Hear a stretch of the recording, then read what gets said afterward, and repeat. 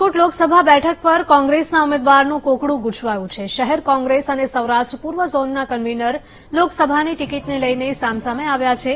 ત્યારે સૌરાષ્ટ્રની 7 બેઠકમાંથી 3 બેઠક પરની ટિકિટ કોળી સમાજને આપવાની માંગ કરવામાં આવી છે। કોંગ્રેસના સૌરાષ્ટ્ર પૂર્વ ઝોનના કન્વીનર જયેશ ઠાકોરે લોકસભાને લઈને નિવેદન આપ્યું છે કે સ્થાનિક નેતા કોંગ્રેસ હાઈકમાન્ડને ગુમરાહ કરે છે। ટિકિટ ફાળવવામાં નહીં આવે તો નવા જૂની થશે તેવું જણાવ્યું હતું।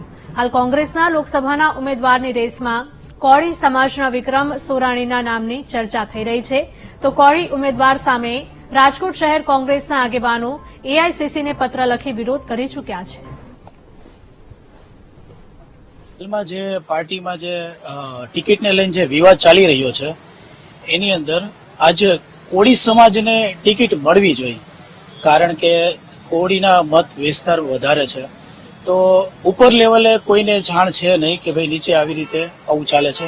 હકીકતમાં પાર્ટીના લોકો નીચેથી ઉપરના લોકોને ગુમરાહ કરે છે અને દાવેદાર તો આ વિસ્તારમાં કોળી જ હોવો જોઈએ।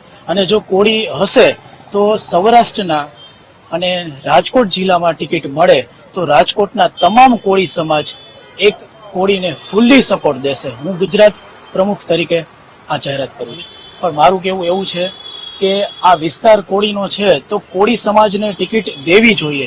અગર જો ટિકિટ ના દેવી હોય તો અમને ના જ પાડી દો, કોઈ કોળી સમાજને ટિકિટ દેવામાં ન આવે તો અમે કોળી સમાજ પછી એ રીતે વિચારણા કરીએ।